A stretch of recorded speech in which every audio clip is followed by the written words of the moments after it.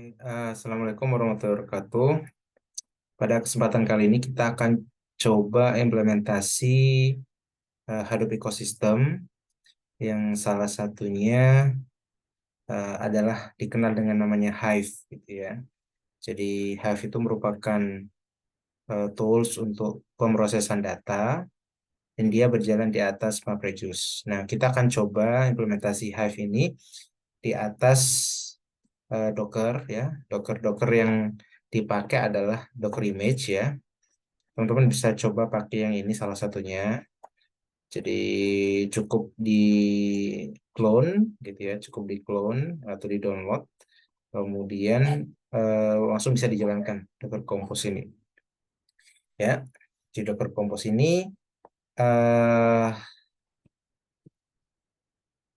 oke ya, ini teman-teman bisa cek ya Docker PS ya. Kalau sudah sukses dia akan berjalan ya. Ada beberapa kontainer yang berjalan. Ya. Nah, kita akan coba masuk di dalam kontainernya, kemudian kita menginstal Hive gitu ya. Jadi kita install package Hive di atas Hadoop ya. Tapi kebetulan saya sudah install, tapi kita coba masuk dulu aja. Ini kita masuk di data node-nya. Oke. Oke, kita lihat di sini. Ini sudah berbeda ya posisinya. Eh, ini kita berada dalam kontainer ya. Kalau ini kita belajar di komputer lokal atau di VPS kalau yang saya pakai. Jadi di sini kita akan coba eh, install Hive gitu ya. Teman-teman bisa cari referensinya bagaimana menginstal Hive ya. Mudahnya adalah kalau yang di sini kita download terlebih dahulu package-nya. Oke, ini adalah package-nya Apache Hive versi 3.1 dan kita ekstrak nanti ke dalam eh, folder OPT gitu ya. Di sini ya. Jadi di sini. Ya, teman-teman bisa cari ada beberapa alternatif. Yang pasti ini sudah keinstall Hive di atas Docker image-nya. Jadi Hive-nya ini eh, kita install secara manual ya dan memang ada flow-nya dalam instalasinya.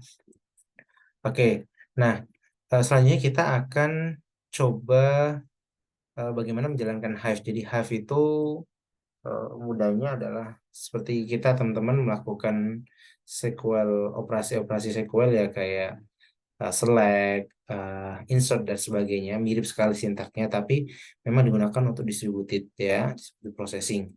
Dan datanya itu kita bisa simpan di HDFS ya, di HDFS. Jadi kita coba bikin file HDFS ya. Di sini eh, eh, di home dataset. Oke, di sini saya sudah bikin namanya adalah student.csv. Kalau kita lihat sekilas akan seperti ini ya. Ini simpel saja, sekedar simulasi. Nah, kita ingin copy itu ke dalam HDFS ya. Perintahnya adalah Hadoop fs min copy eh, copy from local gitu ya, from local. Kemudian di mana posisinya? Di posisinya adalah berada di sini di dataset karena kita sudah berada di pet datasetnya maka kita cukup tulis student gini saja ya. Kemudian tujuannya di mana kita misal tujuannya ada di dataset seperti ini.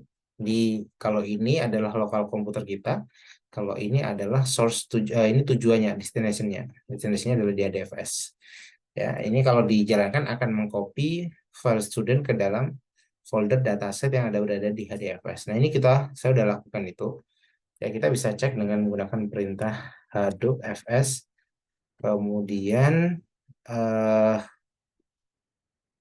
Hadoop fs, kemudian kita ingin melihat ls ya di folder dataset. Jadi ingin melihat isi folder dataset di HDFS.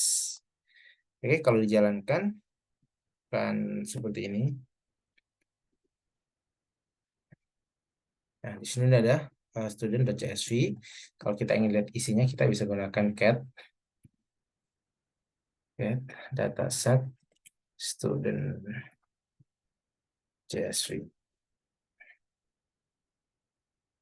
Oke, jadi ini adalah data di dalam student registry yang berada di dalam HDFS, dalam HDFS. Nah, selanjutnya kita akan menjalankan Hive di sini. Jadi kita ingin melakukan analisis sederhana, misal mencari, kalau di HDFS kan cuma menyimpan data ya. Kalau ini misal melakukan analisis analisis gitu ya, ingin melihat siapa sih yang dari Bandung atau dari Jakarta gitu. Berapa banyak sih mahasiswa yang dari Jakarta gitu ya. Berapa banyak sih laki-laki dan perempuan dan sebagainya, analisis query biasa gitu pada umumnya, tapi tadi ya dalam Hadoop gitu ya, dalam Hadoop yang umumnya dulu di Hadoop sendiri sebenarnya di atas HDFS ada MapReduce ya, tapi itu mungkin terlalu kompleks dan sebagainya, muncul tools-tools di atasnya, salah satunya adalah Hive yang berjalan di atas MapReduce. Itu akan lebih kita lebih mudah ya karena kita sudah umum pakai SQL, perintah-perintah SQL gitu ya, kayak select, insert dan sebagainya. Nah, kita akan masuk di Hive terlebih dahulu. eh Hive ya. Eh Kalau kita jalankan ya.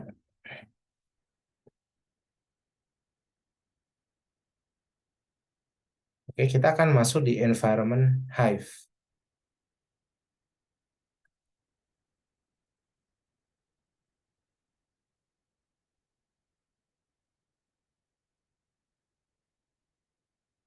Oke. Jadi berubah seperti ini Hive ya. Ini seperti kayak CLI gitu ya, pada ya SQL gitu ya, MySQL gitu ya, MariaDB dan sebagainya.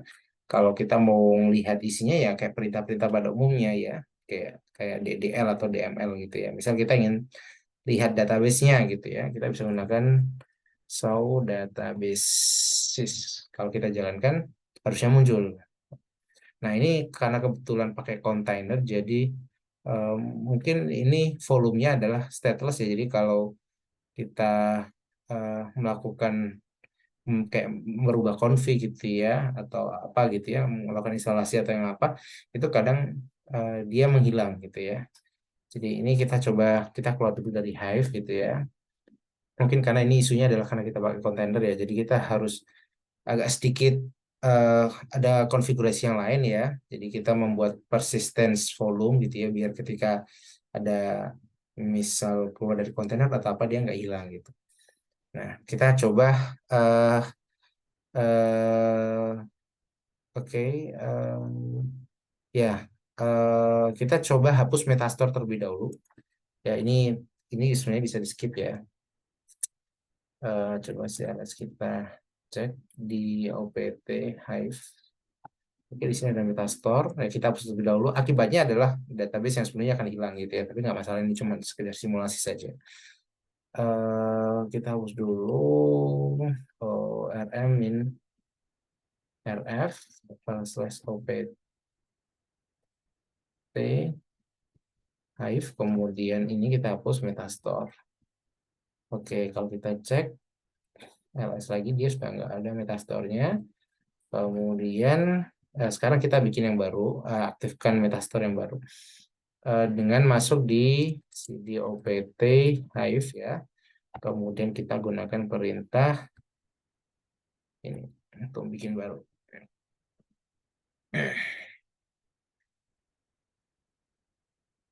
Jadi bikin skema baru gitu ya, yang namanya Derby, yang default dari Metastore kalau nggak salah. Ya, tapi teman-teman kalau misal nggak ada, ketika menjalankan Hive untuk masuk di environment Hive dan jalankan perintah kayak select dan sebagainya nggak ada masalah ya, ya aman aja gitu ya. Ini kebetulan memang ada bug seperti ini ya, karena memang mungkin mungkin sekilas mungkin yang saya pahami karena tadi ya volumenya penyimpanan datanya itu nggak persisten gitu ya. Jadi terkadang bisa hilang gitu. Oke. Hmm,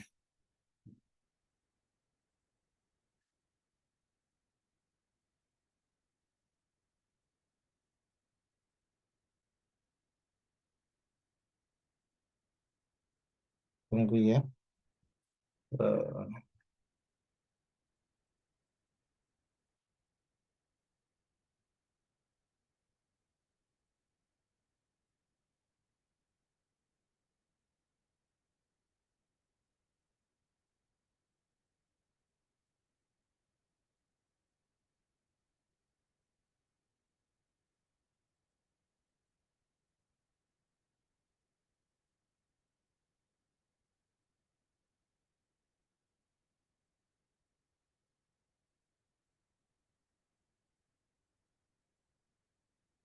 Oke, ya ini ya skema completed ya. Oke, selanjutnya kita coba lagi, kita hapus layarnya, bersihkan layarnya, kita masuk di Hive, gitu ya, di Hive seperti itu. Oke,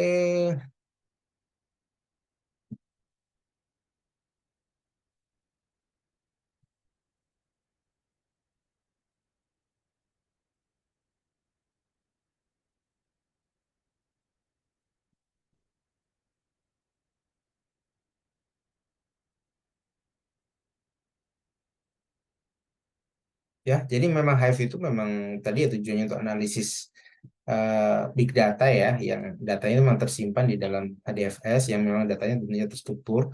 Kalau teman-teman punya data yang kecil dan sebagainya, ya nggak perlu pakai seperti ini, akan sangat kompleks, ya sangat lama gitu ya. Tapi bayangkan kalau teman-teman punya data yang sangat besar gitu ya, dan memang butuh sistem yang terdistribusi dan komputasi yang terdistribusi, maka salah satu tools yang bisa kita pakai adalah Hive. Oke, itu kita udah masuk di Hive ya. Kita coba perintah sederhana, show databases untuk melihat semua database gitu ya. Masih ada error atau enggak? Oke. Aman ya, default ya ini ya. Kalau mungkin kita lihat table, show tables. Oke, tidak ada datanya juga, belum ada tabel. Nah, kita akan coba bikin tabel terlebih dahulu ya. Jadi eh, teman-teman boleh silakan cari-cari di internet dan sebagainya, banyak saya kira contoh.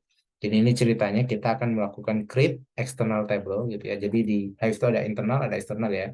Jadi kalau eksternal itu kayak bikin table, tapi nanti datanya itu bacanya langsung dari HDFS. Jadi nggak masukkan di tabel tadi, tapi dilingkan ke dalam data yang di HDFS tadi ya. Kita kan punya data mahasiswa tadi ya, ya punya data mahasiswa di eh, slash dataset tadi gitu ya, slash dataset.